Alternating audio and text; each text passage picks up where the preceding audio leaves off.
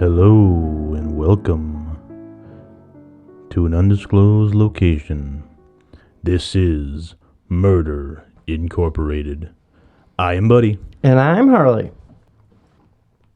In Canada, the 51st state of the United States of America, during the early 90s, there was what seemed like an idyllic couple from the outside, but in reality, they were pure evil. The very same people you would trust to watch your children were raping, torturing, and murdering them. And with that, I'll leave it to you, Harley. All right, thank you, buddy. That was amazing, as always. Absolutely. An utmost professional. Of course, man. Anytime. Let's hear about these sadistic Mattel toys. Yeah. All right, so let's start with Marilyn Bernardo, who, after having given birth to a son and a daughter, began seeing a former boyfriend. Ooh, dun dun dun. Who got her pregnant. Ooh. And she gave birth to Paul Kenneth Bernardo on August 27th, 1964. Kenneth Bernardo, her husband, tolerated his wife's affair and is listed as the biological father on Paul's birth certificate. Oh, really? Okay. So I think that he didn't really tolerate it as much as he didn't want anybody to know that his wife had sex with her ex-boyfriend and gotten pregnant. Yeah, more than likely. Yep. You know, I mean, Yep. in that situation, it's like if you're not going to leave her, you might as well pretend it's your kid. Yeah, I agree. So, Kenneth had his own difficulties, okay? He was abusive, right? Mm-hmm. To the whole, not really to Paul as much, but to his wife. Okay. He was abusive. Was he abusive prior to the affair, or? Yes, he was not a good man. All right. He was not, and you know why, buddy? Why? Because he hung out around the neighborhood at night, peeping into the windows of young women. Oh, so he's a bit of a peeping Ken. Yeah. And, if that wasn't bad enough, buddy, he started to rape his young daughter. Oh, jeez. Marilyn, okay, she was like, not a good mother, okay? She would be in the room while he would be like, they would be on the couch, like watching TV, and he would be like groping his daughter, like underneath the blankets and like, God. like right in front of her. Yeah. And then she would just be like, Looking away like, yeah, like nothing's happening. she's in total denial. Wow. That poor kid. So Marilyn was like, screw this, I'm moving to the basement. So she moves into the basement of their house and then just becomes like morbidly obese. Uh-huh. Like, you know, the people they have to like cut out of the house when they die. Oh, jeez. Like big. Yeah. Yeah. So her depression over the situation must have just been overwhelming. Yeah. I would imagine. Yeah, I can imagine. She just gave up on life. Yeah. Completely gave up on life. Oh, that's so sad. She stopped taking care of the home and the children and just gave up? gave up into her own little world in the basement. Oh, man. Paul would not talk as a child, so they thought something was wrong with him, but he had something wrong with like his lip, and so he had to have speech therapy. Like a cleft lip? Yeah, like a cleft lip, yep. Okay, yeah. So then once he got that, he was fine. Because he was a smart kid. It's just they thought at first because he wouldn't talk, but it was just because of his lip. Okay. So once they got that figured out, you know, he was fine. Yep. Okay, he was very handsome. Like right from the beginning, that's one thing that people said is that he just caught your eye. Like he really was like a Ken doll. Okay. Like if you see pictures of him, which I'll post for everybody to see, he's very handsome. And he had many girlfriends growing up, okay? Well, if he's a Ken doll, of course. Yeah. And they spoke highly of him, and they said that he was a generous lover. Ooh, okay. Has anybody ever said that about you, buddy? You're a generous lover? Of course, man. I am a generous lover. Yes, Buddy is a generous lover. I'm just a generous of everything. Yes, Buddy is a generous person. I just agree with whatever you say. Okay. Yeah, thanks. Paul really seemed like he was going to make something of himself. I mean, he did good in school. He tried hard. That's the thing. He really tried hard in school. And it seemed like he was going to make something of himself. He was highly intelligent. He worked hard. And he had after-school jobs. Like, he was like, you know, a normal, successful high school kid. Okay. He had a very good head for numbers. And people thought he was going to be like a future businessman. Okay. When Paul was 16, he got into an argument with his mom. And she told him, quote, "You are a bastard," and then showed him a picture of his real father. Oh, really? Mic drop. Jeez. I just put mic drop there. Nice. So, and he knew from as soon as he seen the picture, he's like, "Oh yeah, that's my dad." Yeah. He looked just like him. Yeah. Wow. Wow, what a thing to drop on someone, you know? Yeah, really. I've never been in an argument with my mom and be like, "You're a bastard." Okay. And actually mean you're a bastard. Yeah, and be like, "And I have the proof right here. You look just like this man." Yeah. Like, that's really horrible. Like, it just goes to show her mental stability was just gone. Yeah. You know? Absolutely. Nobody in their right mind would do that, like, if they loved their child. That's horrible.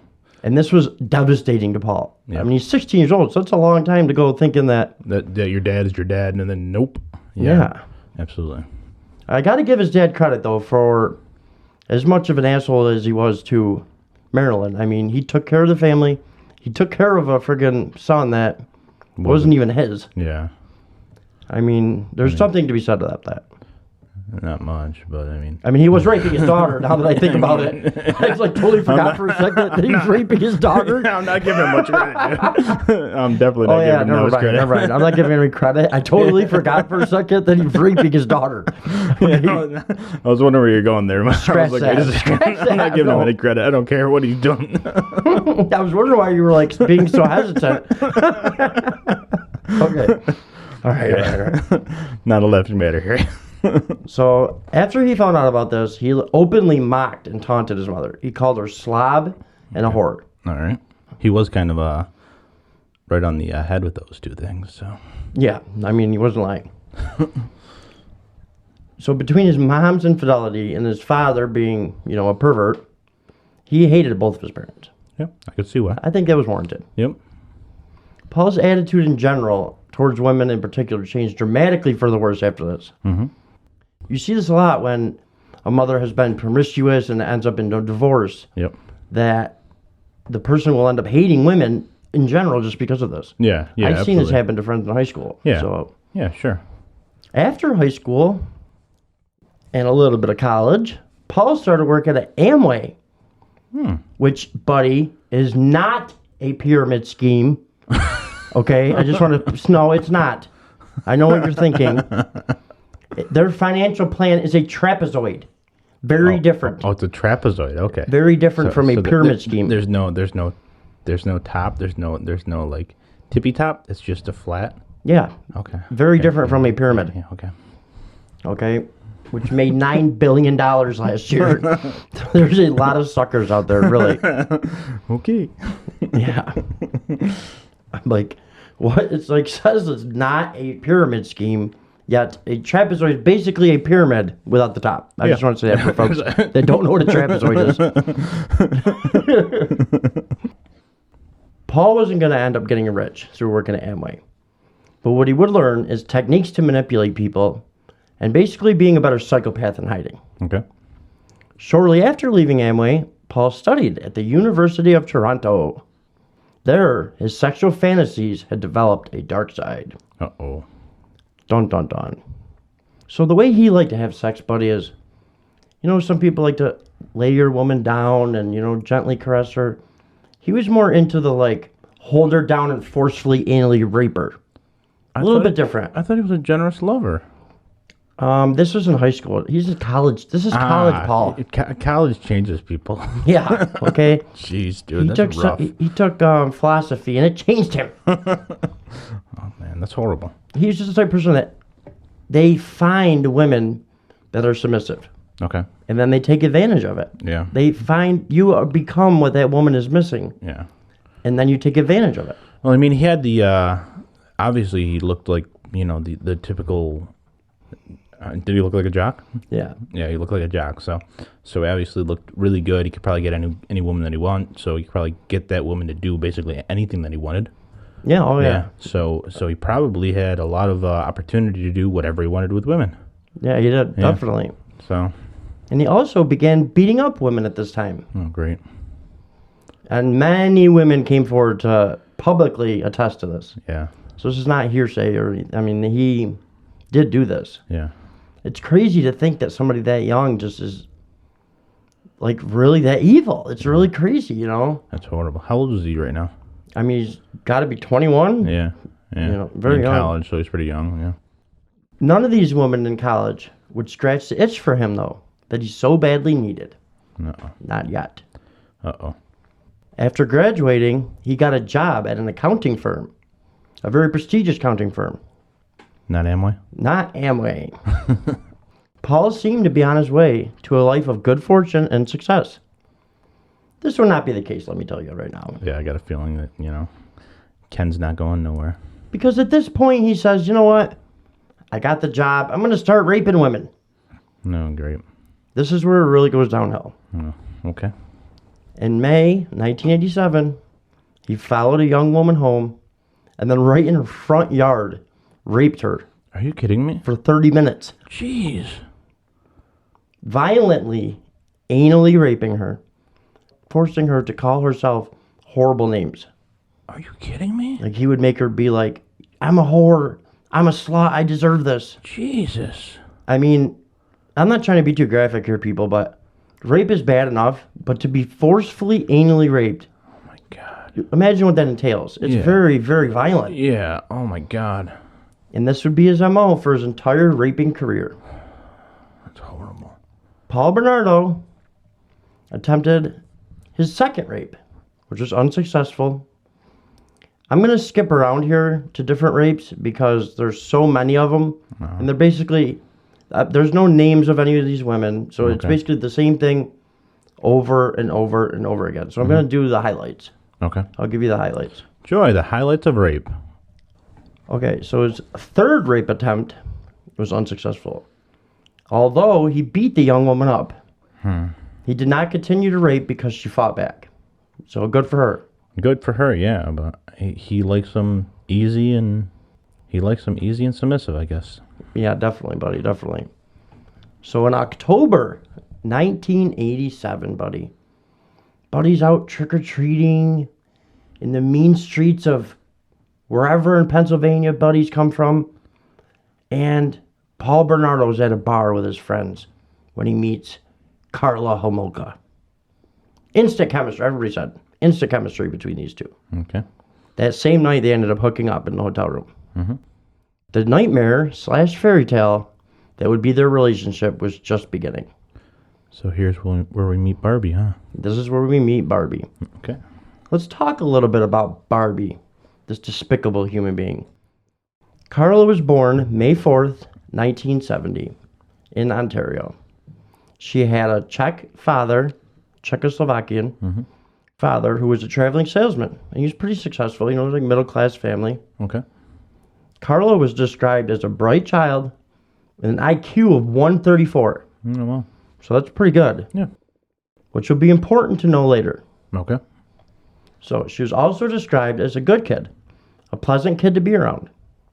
One thing that I found that was one time, her and her best friend made a parachute for a hamster, and then Carla threw him out the window.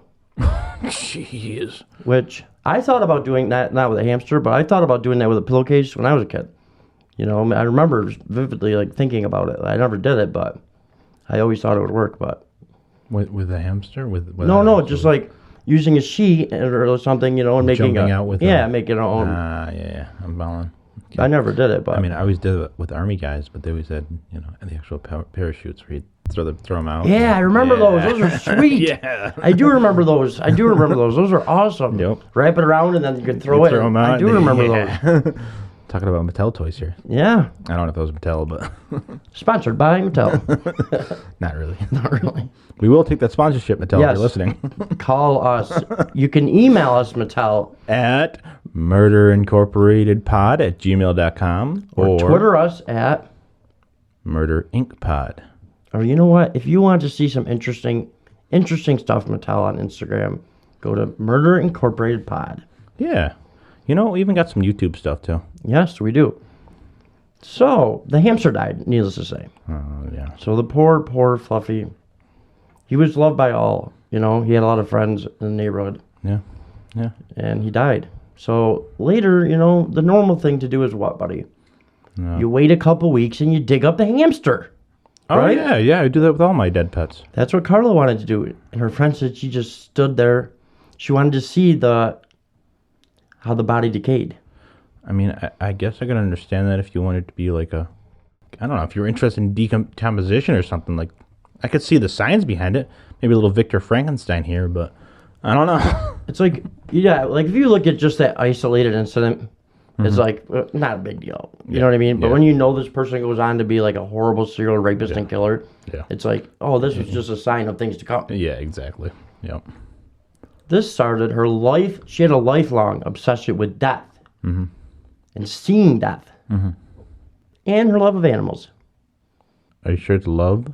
No, she really did love animals. Oh, okay. She became a vet tech. Oh, really? She started reading Hardy Boys and Nancy Drew mysteries at the age of 12. Oh, so she was interested in the, I don't know if they were murder cases. They were more of like crime books. crime books, yeah. She was obsessed with crime. Okay. As she grew up, she became like harsher in her ways, and she like would enjoy scaring her friends. She also became like wanted to be a witch. Oh. And she like would Wiccan? like a Wiccan, like that. Yep. She's basically just a budding psychopath stuff until she meets Paul. I mean, this is what she's up to. Okay, just imagine a psychopath kid, and then she meets Paul. Yeah, yeah. Match made in hell. Speaking of Paul, December 1987, while in the relationship with Carla, Paul commits his fourth rape. Good old Paul. Against a 15-year-old. Oh, jeez. This rape lasted an hour, buddy. Oh, my God. Oh. This person really, to this day, must be like, I just can't imagine. Yeah. How do you live with yourself after something like that? 15 years old is so young. Poor girl. Like, you're getting your first boyfriend, you know what I mean? You're like kissing a guy for the first time, and then all of a sudden you're getting viciously, anally raped. Yeah, your innocence is just ripped away from you by this horrible man. That poor girl. Yeah, it is horrible. None of these women, I could find their names. I mean, they must just be so traumatized. Yeah, I mean, everything goes, my heart goes out to all these women. 100%. Oh, my God. 100%. I can't even imagine. Like, we both have daughters. Yeah. And this is, like, truly the nightmare. Truly the nightmare when your daughters leave the house. Absolutely. The following day, the Toronto Police Service issued a warning to women in Scarborough traveling alone at night. They said, beware, especially near bus stops. Oh, really? So this was like his hunting grounds. He would see somebody on the bus, follow them home, and then rape them. So we're seeing like public bus stops, as in not like school bus stops. No, not school bus stops. Okay. December 23rd, 1987. So this is pretty quickly after. Yeah. Bernardo commits his fourth rape. Wait, I thought that was his fourth rape. Or fifth rape, sorry. Okay. You want to start that again and just say? Yeah. December 23rd, 1987. Bernardo committed his fifth rape. During this attack, Bernardo raped the 17-year-old at knife point. It was at this point he began to be referred to as the Scarborough rapist. Okay. October 4th, 1988. Bernardo attempted a seventh rape. His intended victim fought him off, but he stabbed her twice in the thigh. Oh, wow. And the buttocks. Oh, jeez. Not very deep, but it required 12 stitches, so I don't know how deep that is, you know, but it's a stab wound. I mean, exactly. I just can't imagine. I really, every time I'm reading this, like, this is like the 80th time I've read this, and I'm like, this is unbelievable, buddy. Like, it really is unbelievable, like, the damage he's doing in this area to these women. I mean, this is not New York City. I mean, not everybody knew about this. Yeah, exactly. I mean, it is a bigger metropolitan area, but it's not New York City. I mean, these people were terrified, buddy. Yeah, I can imagine. So November 17th, 1988, Metro Police formed a special task force dedicated to capturing the Scarborough rapist. All right, good. So that's good. August 15th, 1989, Bernardo commits his eighth rape. And this time it was against a 22-year-old woman. Oh, wow. This is almost a year later, huh? Yeah. Okay. Well, this is also a couple rapes later. He had stalked her the previous night from outside her window of her apartment. Then he waited for her to arrive home. This particular vicious attack lasted 2 hours, buddy. Oh, my God. What the hell's wrong with this guy? He couldn't get enough of it. It's always about control for the rapists. Yeah. But for him, he was a sadistic rapist. It was about seeing the pain Whatever he could do to humiliate these women, to degrade them, that's what he got off on. It's like he just hated women so much that he just wanted to just torture these innocent women. Yeah. Oh, yeah. He had no respect for these women. So where was Barbie when he was doing all these rapes? Because he's with her, right? Yeah, he's with her. They're just living their best life. She, at this point, does not know, supposedly. Okay. Does not know that he's a Scarborough rapist. Okay. She knows he's into some kinky stuff. Yeah, I can imagine. And, but the thing is that whatever he asked her to do, she was down for. Yeah.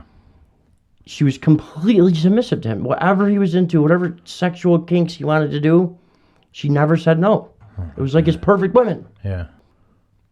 May 26th, 1990, Bernardo commits his 11th rape. Jeez. 11th known rape. Right.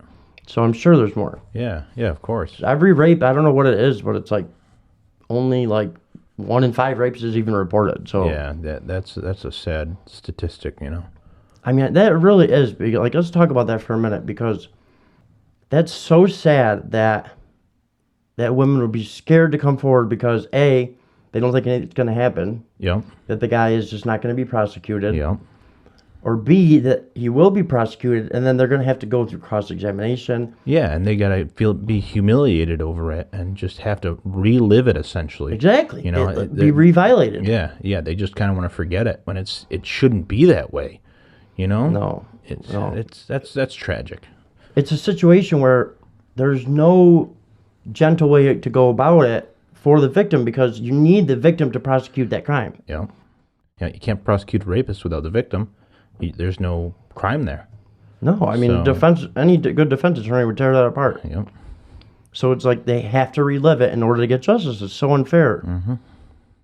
But this time, buddy, she got a good look at him. Where before it was always from behind. Oh, really? She got a very good look at him. Okay. And 2 days later, the police published a photo of him in all the newspapers around there. Oh. Very, very good photo. If you see this photo, it's like, I wouldn't say dead on. Yeah. But like if you were a friend of his or you were you'd be like, that kind of looks like Paul. You know what I mean? Yeah. I think. Okay. So they were receiving many tips about Paul. All right. Ex-girlfriends that seen the picture and thought, he was into violent sex, and now this guy that kind of looks like him is raping women. I better call. Yeah. So this was not like 1 or 2 people that called. It was like his friends were calling. Oh, really? Like people, because he bragged about not raping women, but how he would violently overtake women sexually. Oh, yeah. So things Who's are that adding guy? up. Things are adding up then. Yep. So he was interviewed by 2 police detectives. Okay. And Jennifer Galligan had gone to the police, an ex-girlfriend, several times about Paul regarding his brutal rape of her, his physical abuse of her, and his threats to do her even more harm. Oh, really? Yeah. There were coincidences which tied Bernardo to the rapes also. Okay. They were going on at the same time, okay? The rapist drove a white Capri, and so did Bernardo. Mm-hmm. Bernardo lived in the vicinity where the rapes took place. A report was filed. Nothing came of it. Really? Yeah. They interviewed him, like briefly interviewed him, and he's like an accountant. You know, he's doing good for himself. He's white. That helps. He looked, you know what I mean? Like, he just had all the charm. He had everything going for him. There is studies that have been done. If you are a good-looking person, you could get away with murder. Yeah, that's a good-looking white person. Yeah, that's how it works. If he had been some broke black guy, even if he hadn't done it, you know, if they interviewed him, they'd be more. Yeah. But it's like psychologically, even if you are trying to do your best as a police officer, you're thrown off by somebody that's very charming and very good-looking. That's implicit. You think, why would he need to rape? Yeah, that's implicit bias. Yeah. We all have it in it. It's so sad. It's sad, very sad for these women, I'll tell you that. Yeah, it's horrible. And it's very sad for what's up to come. All right. So between May and September 1990, the police had submitted more than 100 DNA samples. And this is at the very infancy of DNA. Yeah, I was going to say this is well before. They just started using DNA in 1989. Yeah. I think, I'm almost positive. It was 1989. So it was only a year later. It's not like now where it's like 2 days later it takes weeks and weeks just to test one sample. Yeah. Yep. So you have 100. So he's one of 100 or if it was more than 100, it was like 130. Yep. Okay. Samples to go through. before they would even, get a hit. And he was like so charming, they didn't put a rush on it. They're just like, put him with the rest. Yeah, that's so sad, even though all the evidence is obviously on this guy. Yeah. He was also called in by his best friend, okay, Alex Smirnis. Okay. But there was a reward out.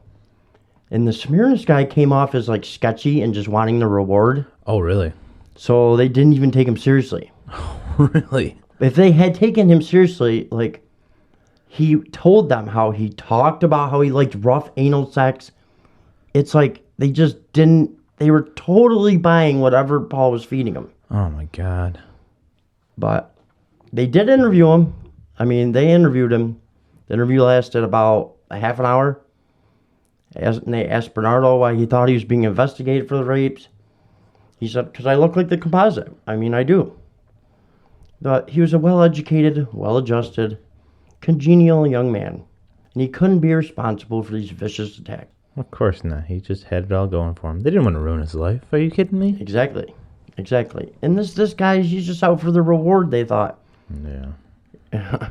I mean, at this point, I'm not going to hate on the cops because it's not like they caught him red-handed and let him go. Right. I mean, he's one of many people that was getting called on. It's all circumstantial right now, so they got nothing.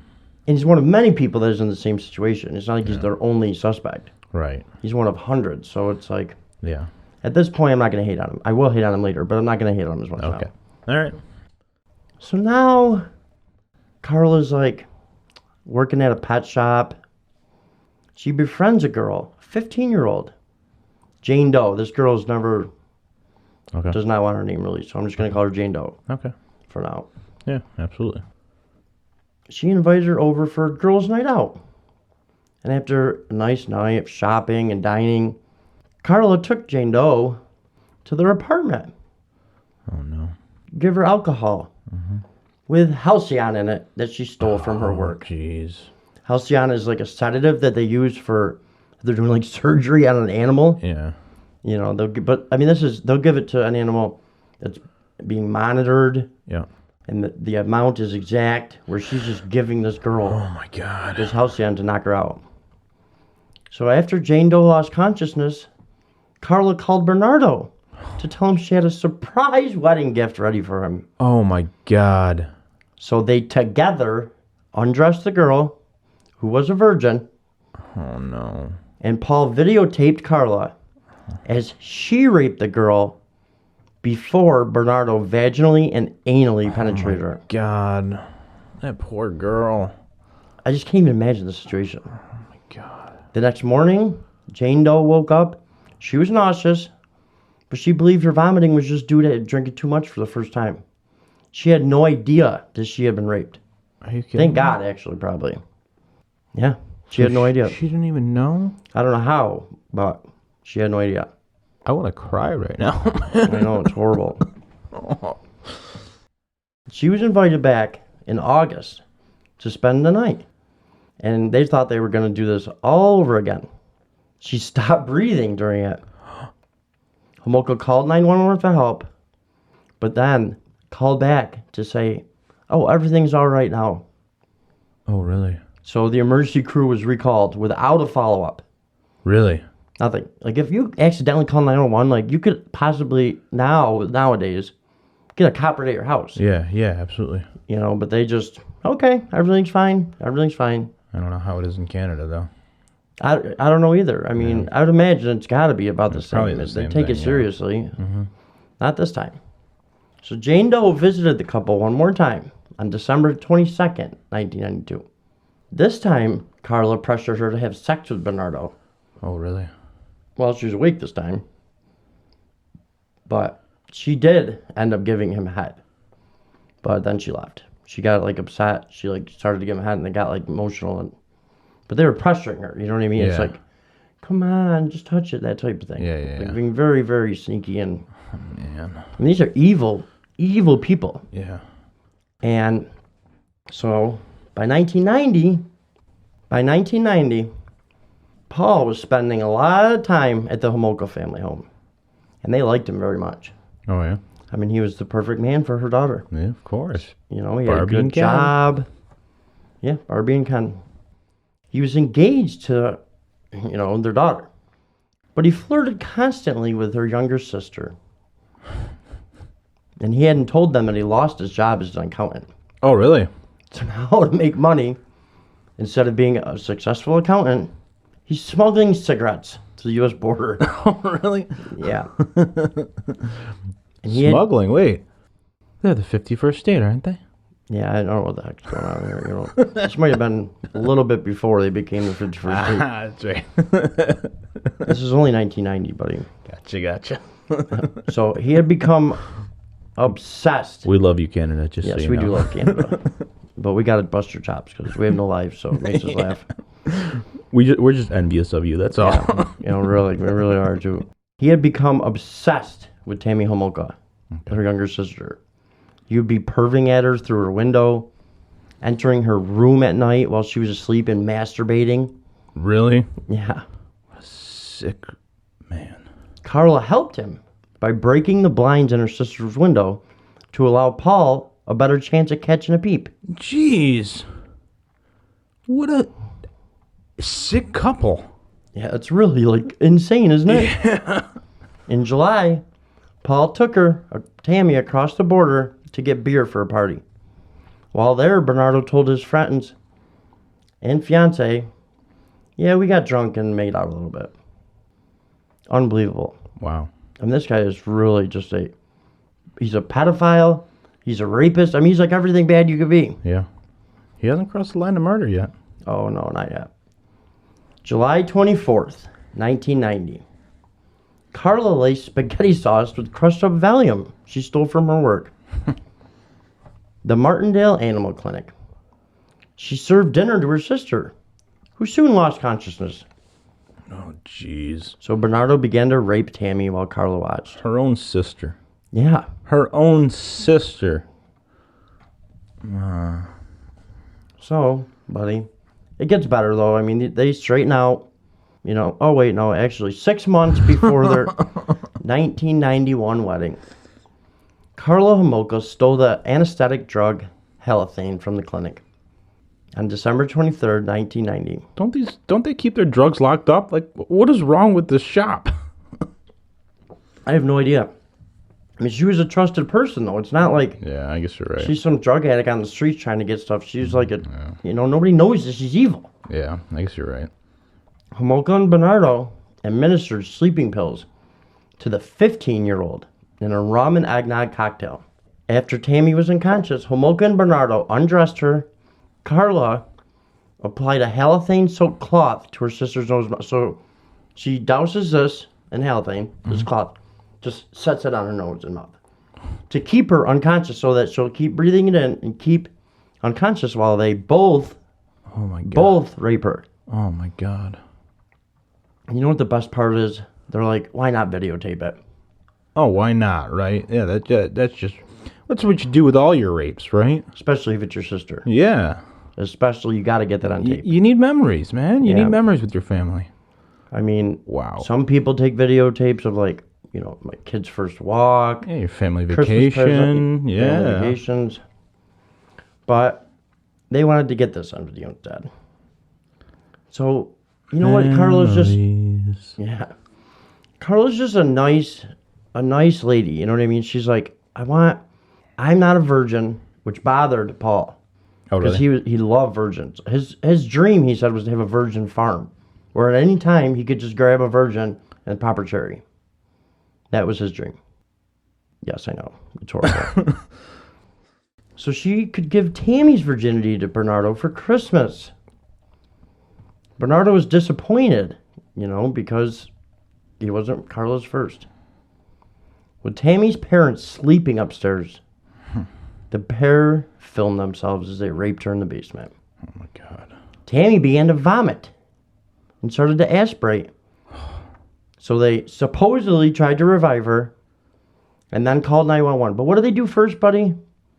They got to hide the evidence. So they dressed Tammy, move her into a bedroom, and then call 911. Oh, my God. A few hours later, Tammy Homolka was pronounced dead at St. Catherine's General Hospital at 15 years old. Oh, my God. Unbelievable, buddy. Unbelievable. So she killed her own sister. 2 days before Christmas, she killed her own sister. After raping her on tape. So despite Carla and Paul's very odd behavior, okay, so this I do blame every single person involved, okay? They get back from the hospital. What do they start doing? Cleaning up the evidence in the middle of the night. The parents don't think anything of this. They're doing laundry, vacuuming in the middle of the night. And after their sister just died. Yeah. And there was a chemical burn on Tammy's face. What? Niagara Regional Coroner and the Homolka family accepted that she had just drank too much and aspirated into her lungs and died. And then they said, well, what's this burn on her face? Paul said, well, I dragged her to the bed. What? And that's what caused it. It must be a rug burn. Why did he drag her to the bed? And exactly. It makes no sense. But they bought it. I mean, I can understand the parents buying it because they're like, nobody wants to believe that. In your head, that would never be in your head that. I mean, the plausible deniability, I guess. But not even just that, but just not wanting to believe that your kid could be doing this to your other yes, kid. To your other kid, absolutely. But not the police. No. And they have to have something like this. They have to have 2 coroner's reports. So they both said, well, the one was a little suspicious. But then Paul answered his question about the burn, so he's like, okay, accidental. Happens all the time to kids. Yeah, that happens all the time. No. Yeah, it's horrible. Oh, my God, dude. The pair subsequently filmed themselves with Carla wearing Tammy's clothing and pretending to be her as he raped her.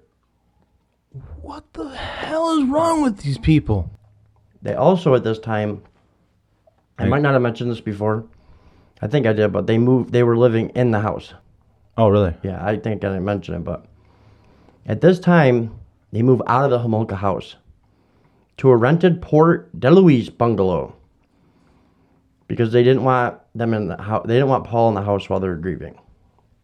I don't know if they knew something was up or what, but yeah, like at the funeral, he's like just staring at her in the casket and like rubbing her arm. And people were like, what the hell? Like, people thought it was weird. So I think that had something to do with why they're like, maybe it's not good if Paul is staying here while we're grieving. I'm guessing. But, oh, my God. It's a little creepy. Poor family. Oh, yeah. Oh, yeah. Oh, my God. I can't imagine knowing that your one child that you love and raise and cherish could do this to your other child that you love and raise and cherish. Oh, man. I'm disturbed right now, man. I told you would be. This is messed up. Yeah. I'm sorry, listeners. I hope you're having a good time. Early in the morning on June 15th, 1991, Bernardo took a detour through Burlington. That's halfway between Toronto and St. Catharines. And he would steal license plates because to like get across the border, he would steal license plates so that it wouldn't be like the same license plate number popping up going across the border for the cigarette smuggling scheme. Okay. This is where he found Leslie Mahaffey. Okay. 14-year-old. Oh, my God. Had missed her curfew after attending a funeral and was locked out of her house. Oh, jeez. The worst part is she called her other friend to ask if she could come there and stay the night because her parents had locked the doors. She couldn't get in. Yeah. Her friend's like, no, it's too late. My parents will be mad. No. So she's like, I'll go back and wake up my parents then. Oh, no. And that's when he got her. Oh. So Paul approaches her and tells her that he was just looking into breaking into a neighbor's house. That's why he's like around or whatever. He was looking to break into another house? He's really stealing license plates. Yeah. And unfazed, she asked if he had a cigarette. And as he led her to the car, he wrapped a sweatshirt around her face, forcing her into the car, and drove her to Port DeLuise, where they lived. Then he informed Homolka that they had a playmate. This is horrible, buddy. Bernardo and Homolka subsequently videotaped themselves torturing and sexually abusing Mahaffey all while listening to Bob Marley and David Bowie. Oh man. Now I can't. Now I can't even listen to those two. I love Bowie. That's exactly what I was thinking when I read this. I love Bowie. At one point, Bernardo said, "You're doing a good job, Leslie. A damn good job. The next 2 hours are going to determine what I do to you. Right now, you're scoring perfect." What a sick man. And on videotape, he's torturing these women, and then he's urinating on them and threatening to defecate on them. Oh and my he actually God. stands over him trying to defecate on him. What is wrong with this guy? Yeah, it's horrible. Mahaffey's crying out in pain, just begging Bernardo to stop, while he's sodomizing her, and her hands are bound with twine.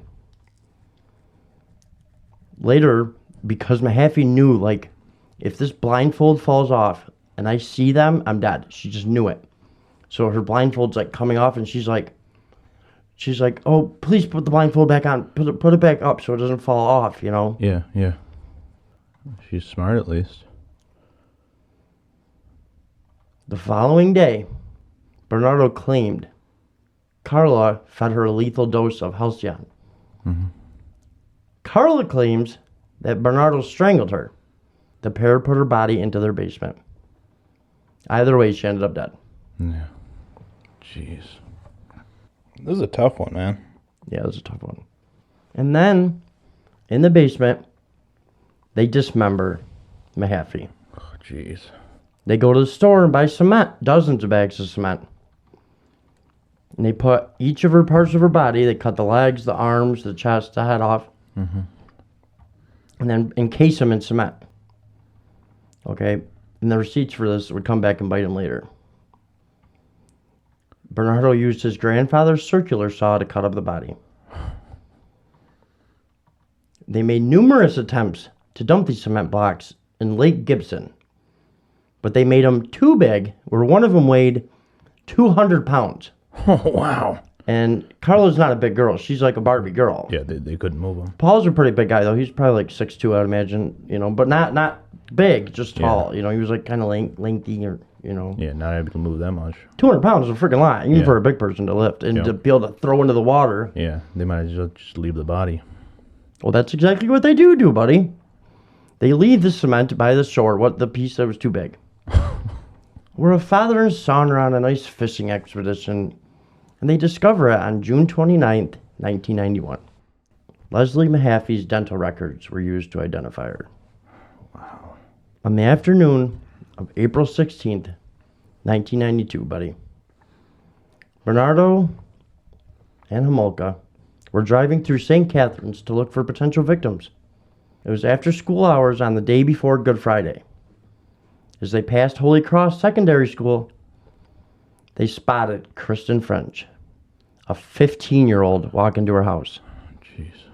The couple pulled into the parking lot nearby, and Homolka got out of the car, pretending to need assistance with like a map, being like, "Oh, can you help me with directions?" Mm-hmm. And as French is looking at the map, Paul grabs her from behind with a knife and forces her into the front seat of the car. Oh, jeez. So from in the back seat, Carla's like pulling her hair down, keeping her in the seat. Can you imagine the scene? Yeah. 15 years old. Yeah, that's horrible. I can't even imagine this. Kristen took the same route home every day, taking about 15 minutes. Soon after she should have been home, her parents became convinced that she had met with foul play. Yeah. Like immediately, you know that feeling that some parents get, like Yeah, it's that instinct. within 24 hours, Niagara Regional Police, the NRP, had assembled a team and searched the area. Mm-hmm. They searched everywhere. They did a really good job. And this is so sad. And they found several witnesses who had seen the abduction from different aspects, Oh, really? thus giving the police a pretty clear picture that she was taken. Mm-hmm. In addition, one of Kristen's shoes was recovered from the parking lot. Oh, really? It made it clear that it was an abduction. Yeah. This is like every parent's nightmare. Yeah, absolutely. It really is every parent's nightmare. Oh my God. I just can't imagine the scene where he forces her into the car and then Carla is grabbing her hair. You know what I mean? Yeah, like just this girl's gotta be terrifying. terrifying. Yeah. Oh my God. Over the 3 days of Easter weekend, it's like this stuff always happens on the holidays with these two. It's like their little gift to them, you know? Paul and Carla videotaped themselves as they tortured, raped, urinated on, and sodomized Kristen French, Oh my God. forcing her to drink large quantities of alcohol to behave submissively to Paul. At Paul Bernardo's trial, the prosecutor said that Bernardo always intended to kill her because she was never blindfolded and was capable of identifying her captors. This is the deal, okay? When it comes down to it and they're in trial, Paul wants to say that Carla killed him. Carla wants to say that he killed him. The thing is that he never killed anybody till he got with Carla. Yeah, that is true. Carla he was just talked. a rapist. Yeah, Carla talked about with her friends before she was even with Paul how she'd love to draw a million little dots on a body, on a person, then use a knife to connect the dots, and then pour vinegar on the body. Really? I mean, she was sick before she ever even met him. So she was the murderer, he was the rapist. I mean, we don't know, I think. Yeah. I think that he was definitely into the rape and the torture and all of that. I'm not trying to, Yeah, you know. absolutely. But she 100%, I think, is the reason that these women died. Probably. You're Because probably right. from her point of view also, it's like, oh, now you're having sex with my man, even if it is rape, you must die. Yeah, of course. A little bit of jealousy there? Yeah. Yeah.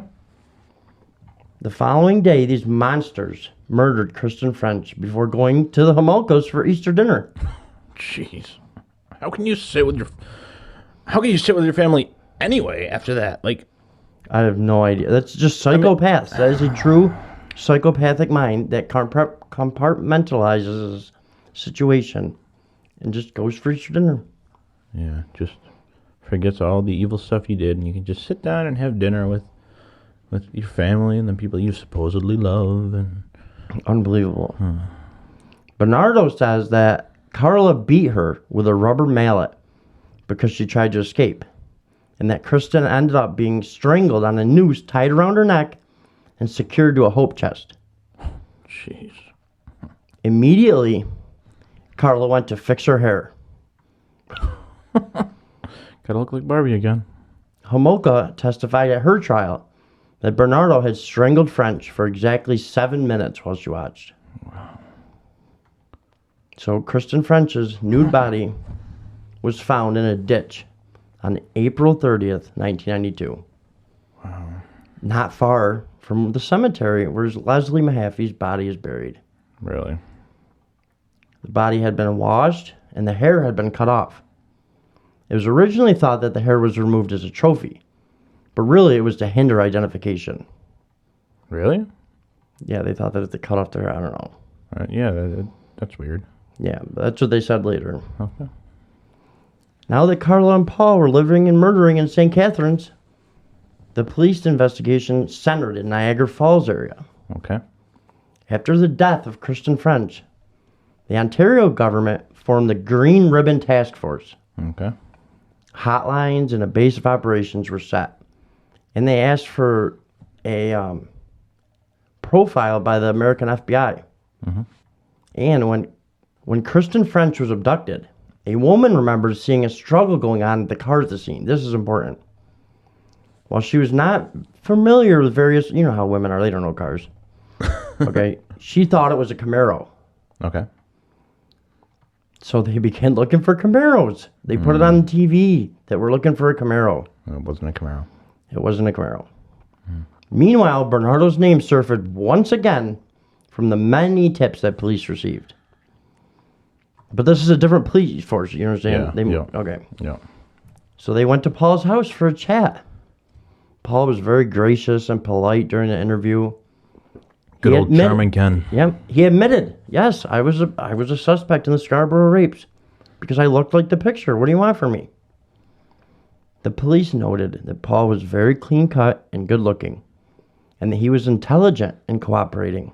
That's a quote. They also said that he drives a Nissan, which looks nothing like a Camaro. A Nissan and a Camaro, those are way too different. And there's also a thing where people trust a married man more than they would an unmarried man. Yeah. He has a wife, you know. Like, why would he rape anyone? Why would he murder anyone? Yeah.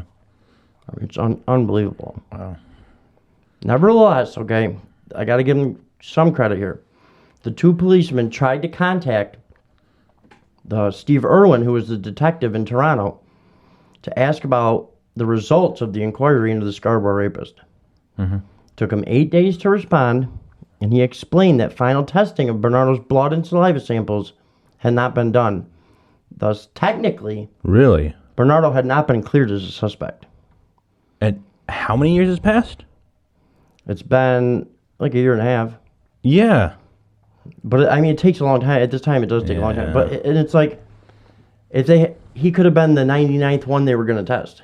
It wasn't in any certain order. Yeah, I hear you, but It's so tragic. It's tragic, and just there's so much evidence that pointed towards him. You know, it's like he should have been number one to test.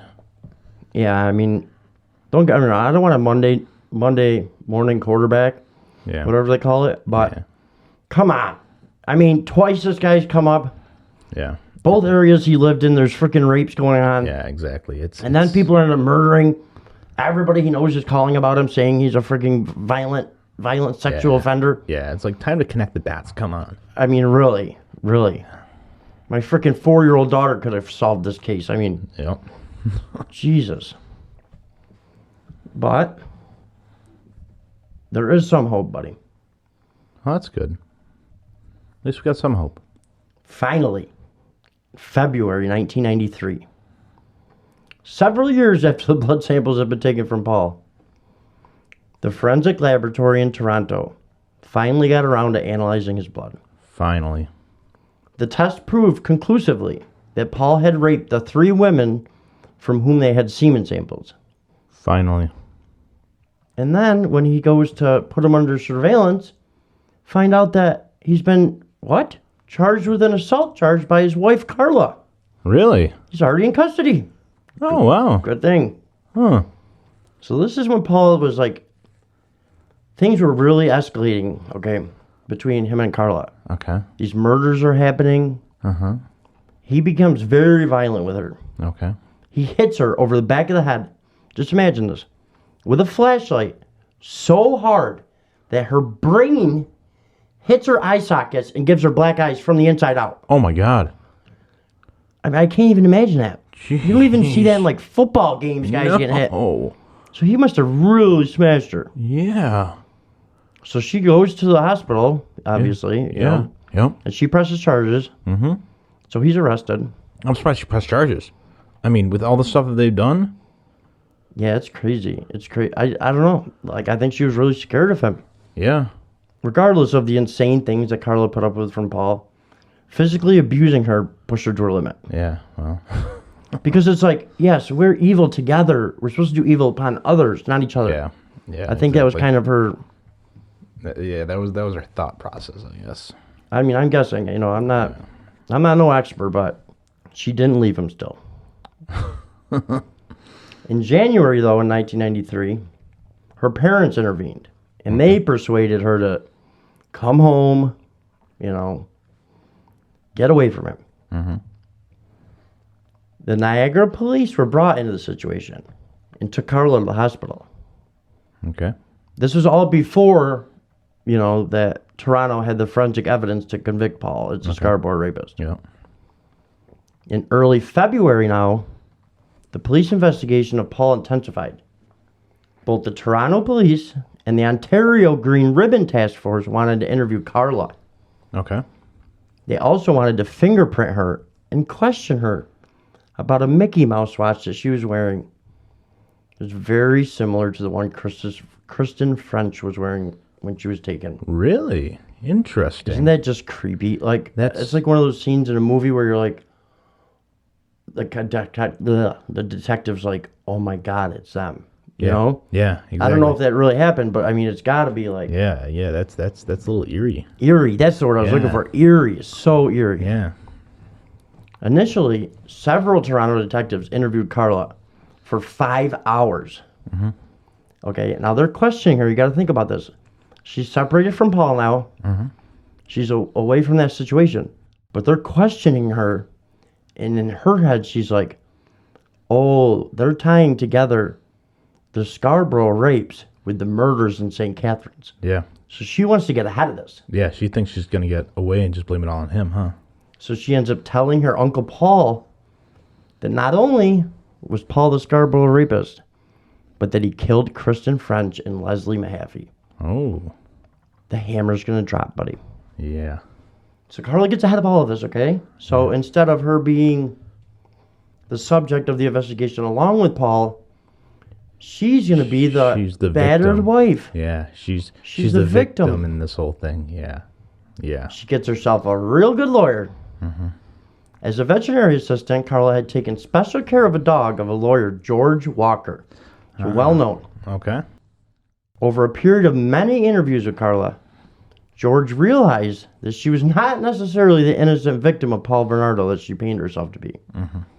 Yeah, he really didn't understand at that point like what her role had been. Right. He just knew that he was not buying her story. Right. Okay.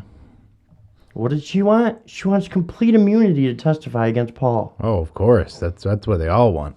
This makes you want to cry. Like, it really does. This is so horrible. Be prepared. But he didn't know that if he could get her complete immunity, but he's going to try. Of course he's going to try. He's got to do what's best for his client, right? Yeah, that's how it works. In mid-February now, Bernardo was arrested in conjunction with both the Scarborough rapes and the murders of Mahaffey and French. Okay. On February 19th, police executed the search warrant for Paul and Carla's house and found an amazing amount of evidence. Okay. Paul had written a description of every one of the Scarborough rapes, Oh, really? plus an extensive library of books of videos on sexual deviation, violent pornography, and serial killers, of course. 170 days they searched his house. What? Yeah. 170 days they searched Something like that. Like 150, 170, yeah. They searched his house. That's like almost half a year. Yeah, it really is. The police, they just knew there was something they were missing. The police also found one brief home video that indicated that there had been one more victim in the Bernardo household, that Jane Doe, when they taped her. Yeah. They didn't know who this woman was. The short video showed Carla as an enthusiastic lesbian in sexual acts with 2 other women also. A week later, George Walker and Murray Siegel, a plea bargain specialist for the Attorney General, discussed the deal for Carla. Okay. Carla would get 12 years in prison for each of the 2 victims. 12 years, that's it? And the sentences would be served concurrently, buddy. What? That means at the same time. Yeah.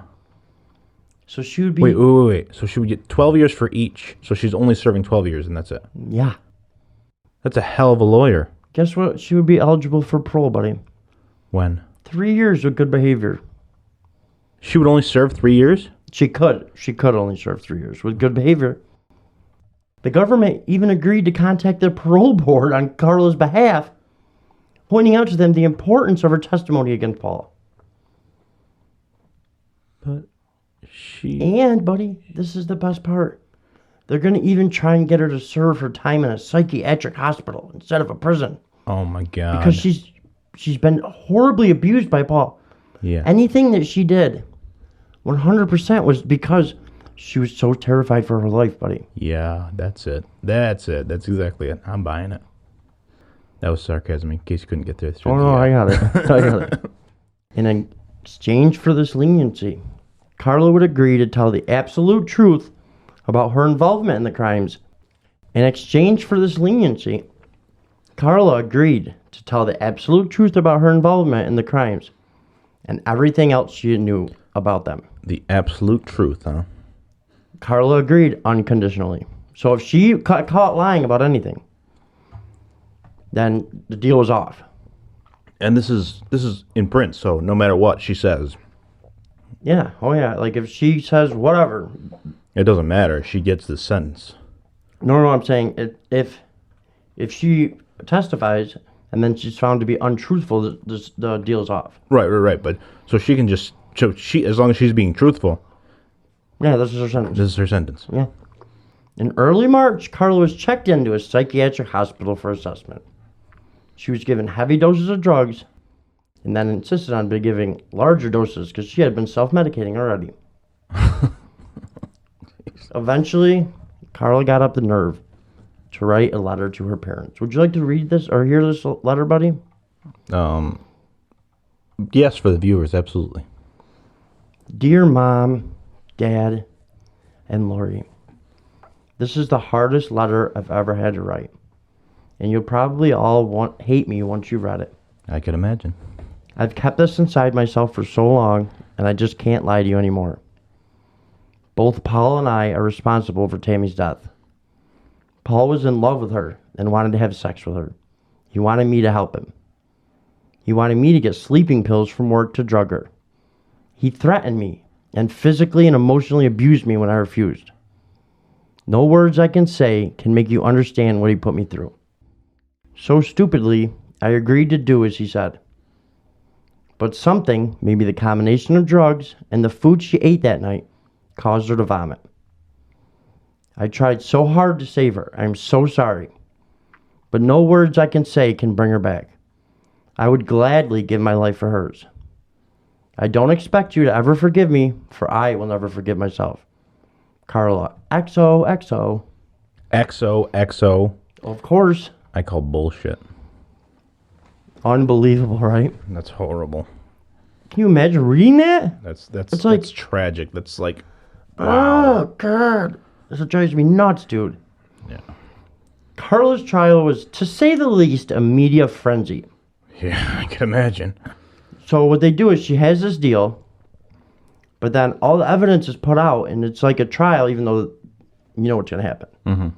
The deal's already made, but it's not. It must be different than in America where you have a deal. There's no trial if you have a deal. I'm guessing this is how it goes. Because this is how it went. Yeah, okay. Her psychiatric report helped set the stage for the plea bargain deal. Dr. Good Old Malcolm, the psychologist, concluded that Carla knew what was happening, but she felt totally helpless and unable to act in her own defense. Oh, okay. Or in anyone else's defense. Yeah. She was, in my opinion, paralyzed with fear, and in that state became obedient and self-serving. I don't buy even a single word of that. No, I don't buy it at all. No, she did something, that doctor, to get him to write that. She's a psychopath. She has a 134 IQ. She's very smart. Yeah. Very cunning. I gotta give her that. Yeah. Very cunning. At the end of the trial, the media people left. And they were only allowed to report a few of the details. So they put this on lockdown, buddy. Yeah. Because they didn't want to taint Paul's trial. Yep. So they could not even report anything about it. Only American journalists could. Oh, really? Yeah, so they could not say anything that happened in the trial because they didn't want to taint it for Paul. They don't have freedom of the press in Canada? They're allowed to do like a lockdown, temporary lockdown until Paul's trial is over yet. Gotcha. Expecting a public outcry over the plea bargain, Murray Siegel chose to make a statement. You want to hear it? Absolutely, let's hear it. Why not a greater penalty in light of these horrendous acts? Well, without her, the true state of affairs might never have been known. A guilty plea is the traditional hallmark of remorse. Her age, her lack of criminal record, the abuse and the influence of her husband, and her somewhat secondary roles were factors. She's unlikely to reoffend. Yeah, right. I don't buy it. Oh, of course not. Neither do I. No. Not even a little. It's crazy. All right, so we haven't gotten to the sentencing yet, right? No, she gets sentenced 12 years. That's it. So she's just got to testify against Paul. That's all that's left. So it's done. So but she's it's done. She's already out then, right? You want to hear? You want to wait or no? That's what I'm asking. We haven't gotten there yet, right? Oh no, she's not out yet. No, this is just the beginning. That's what I'm wondering. I mean, as time she got 12 years. Now she's out. Yeah. That's what I'm saying. Right now she's out. Oh yeah, right now she's out. Yeah. So she's out. So I thought you meant end the story. I'm sorry. So she's out, living her best life. My God. All the But things she still she has did. to testify against Paul. Okay, this is important. Okay. Trial of Paul Bernardo was delayed for 2 years after his arrest. You want to know why, buddy? Want to know why? I do want to know why. Okay. One of the reasons for the delay was that Bernardo had placed his first lawyer in an unenviable situation. Okay. Bernardo had given Murray the videotapes that he and Carla had made of their adventures. Oh. Where were these videotapes, buddy, you ask? Where were they? I'll answer you right now, I'll tell you. Oh, well, thank you. In the house that they searched for 170 days. Really? Yeah. And they didn't find them? You know, like, in the bathroom, they'll have, like, the tile you can reach up above the lights? Yeah, absolutely. There they were. They searched 170 days and didn't find them? This lawyer's in quite a pickle. Yeah. Because he's got these videotapes. Paul told him, don't watch them, but he does. Okay. He knows what's on them now. Yeah. He's like, literally said, this is eating me alive. I can't talk to anybody about this. I don't know what to do. He's not even a criminal lawyer, this guy. He's like a freaking tax attorney or something. I don't know. But you know what I mean? Yeah. He's not Yeah. familiar with this. He doesn't even know what to do. However, the prosecutors knew of the videotapes from Carla. Okay. And they wiretapped, I don't know how this is legal, but they wiretapped the conversations with Bernardo. Okay. Eventually, the pressure got to him. And he just gives over the tapes Good. and stops being his lawyer. He said, I'm done being his lawyer. Screw this. Good. So the videotapes were turned over to the prosecutors. Okay, now I just want you to understand the importance of this, buddy. Okay. If he had given up the videotapes a year and a half ago, they would have never even needed Carla. He had the tapes this whole time. Oh, really? So this is while that's going on with Carla. So if he had just Really? given up the tapes in the beginning, they both would They have been both would have life been sentences. nailed. Wow. So he has to live with that. Wow. He truly did not know what to do, and I know that if this is, we were talking about this before. If this we was were. me or you, Yeah. I don't care. Consequences be damned. I'm giving over the tapes. I have a daughter. In this situation, in a situation like when you put it to me, the way you put it to me, I was like, ethically bound. I don't know where I would stand, but in this situation, I would absolutely turn over this. Oh, I know you would. I know you would. There's no question about it. Especially if I watched even that first video. I mean, no, I don't want these. He Nope, said here you that go. it scarred him to this day watching those tapes. Oh yeah, I couldn't even imagine. Like, I just can't imagine, like, you see in movies, like, people getting hurt and, like, bad things happening. You can see pretty graphic stuff. Yeah, But to actually see real things. a couple just torturing these women, torturing them, Yeah. urinating on them, calling them names, raping them over, sodomizing them over, and then not giving them up immediately. I just don't understand it. I don't understand it. Yeah, that's horrible. I mean, that guy's got to live with it.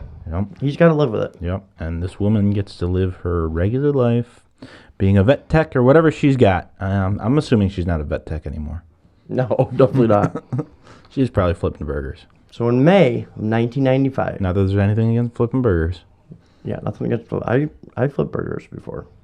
I never flip burgers. I definitely have some crappy Actually, jobs. I liked it. Really quick pace. The day goes by fast. Yeah. In May of 1995, Bernardo's trial begins. And the videotapes are a critical piece of evidence, buddy. Yeah, I can imagine. They didn't even need Carla at this point. No. You know what I mean? It's like the jig is up. Yeah. Bernardo faced 2 counts of first-degree murder, 2 counts of aggravated sexual assault, 2 counts of forcible confinement, 2 counts of kidnapping, and 1 count of performing an indignity on a human body. Really? That's the urinating and defecating. Yeah. That's not even enough, in my opinion. No, I know. It's like, but they have him red-handed. Yeah. If they had these freaking videotapes, oh my God, it drives me nuts. Yeah. That's horrible. Oh. Well, they had to do a little bit of, what's it called? Damage control now. Yeah. Because it's out that they gave a deal to this woman. It's done. Yeah. And now they're going through this trial. Yeah. This is a quote. For a public who has been denied access to information revealed at Karla Homolka's trial almost 2 years earlier, the day-long opening address of lead prosecutor Ray Houlihan was a relentless avalanche of sexual degradation, brutality, and murder. In painstaking detail, Houlihan described the Crown's belief that Paul had first dominated Karla, reducing her to a compliant victim through systematic physical and mental abuse, then used her to exploit his fantasies in the rape of Tammy Homolka, a rape in which Karla participated. Unable to shake free of Paul's violent control and scared he would reveal her role in Tammy's death to her parents, Karla then took part in the rapes and murders of Kristen French and Leslie Mahaffey. The Crown prosecutor began with a segment showing Karla Homolka naked, masturbating with the camera focused on her vagina. Jeez. It's so horrible. Like, they show these tapes in court. Oh, my God. And then, like, only the jury's allowed to see the actual tapes. Oh, I can't even imagine being that jury. But, like, everybody in the courtroom's crying. Yeah. Even the people that just can hear it. They're Yeah. hearing these screams for help. Oh, my God. So sad. Like, that's your last... It's horrible. It really is horrible. I couldn't even imagine being that. Oh. It really is horrible. So the tapes were clearly geared to excite Bernardo. Yeah. Oh my God. Karla talking about getting 13-year-old virgin for him to rape. Jeez. What a sick, twisted couple. Yeah, It's horrible. it is like... I don't know. So they were at least successful in showing the defense that Karla to be completely complicit in this and with no remorse for her crimes. Yeah. I mean, it's not like in the videos, Karla's telling Paul what to do, not the other way around. Oh, really? Yeah. Oh, wow. Yeah. I mean, it's unbelievable. Like, she's like... She's the mastermind behind it? Yeah. She's pulling the strings. Yeah. So on September 1st, 1995, buddy, Bernardo was convicted on all the charges against him regarding the kidnappings, rapes, and murders of Leslie Mahaffey and Kristen French. He also faced trials in the death of Tammy Homolka and the series of rapes in Scarborough. Mm-hmm. Under Canadian law, Bernardo can apply for parole after 25 years in prison. Well, you better not get it. June 21st, 2021, he has his parole hearing. That's not too far off. No, not too far off at all. June 20th. That's 8 days away. Yeah, I was going to say, that's only a few days. Actually, you're going to be hearing this only like the next day. It's going to be tomorrow. Yeah, for you guys, it'll be tomorrow. It's going to be tomorrow. It's like a time machine. That's So crazy. Tammy moves to Guadalupe in Barbados, like down in the islands. Wow. Good for her. She's living her best life. She's married with children. Really. Good for her. I'm glad she can move on with her life. I don't care if she never commits another crime again. So many people are so mad about this. Like, Yeah. she had to change her name, and then they found out her name. She had death threats against her. It was Good. unbelievable. Oh, yeah, definitely good. And she's like going and volunteering at her kid's school, and they find out who she is, and they tell her, we don't want you hearing she had to move. Yeah, absolutely. I mean, her poor kids, though. I mean, oh my God. What the... That woman doesn't deserve anything. F Karla Homolka. That's all I'm going to say, buddy, because this woman is pure evil. She had everything to do with this, Yes. and she got off with 12 years. Yeah, she's the mastermind behind this, in my opinion. I mean, he's obviously just as evil, but she deserved just as much sentencing, if not more. Exactly. Like, I really believe that he would have been a rapist, don't get me wrong. Yeah. But I don't know if he would have killed if he hadn't met her. He may have not crossed that line. Who knows? He was just a psychotic rapist. More often than not, rapists just continue raping until they get caught. If he didn't meet her, he may have raped more, but he eventually would have been caught for the The DNA. yeah. It's unbelievable. Oh my God. So what do you think about this case, buddy? Pretty angering, right? This is extremely angering and extremely disgusting. Like, I'm disturbed. I don't know if I'm going to sleep tonight, man. I know, buddy. I'm thinking you like... I'm watching an interview. Oh, my God. I watched so much. I did so much research for this episode, buddy. Like, they are doing interviews with him. And, like, he's so pissed that she got off with 12 years. Yeah, I could imagine. That he's like... All he wants to talk about is, like, how Carla got off so easy. And, like, they want him to connect him to other crimes. And he's willing to do that. But he wants them to, like, try and get Carla, but they can't get her for nothing. She got complete immunity against anything that she did while she's with him. Yeah, absolutely. She had that deal signed. She's so smart. I got to give her that. Cunning is the word. Cunning. Yeah. Remove a lot of that and put a T there. Yeah, I know. I really can't believe it, buddy. I really can't believe it's just like the other case we did. The sex slave murders. Yeah. Remember? Yeah. Yep. Absolutely.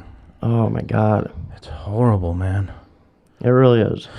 Yeah, this was one for the books, man. This is definitely a case that, I mean, some of them I not that I didn't enjoy this one, but some of them I'm like, yeah, let's get into this. Let's do this. This one it just disturbed me.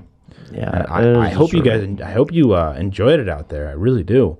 But man, I cringed. At some points I wanted to stop the episode.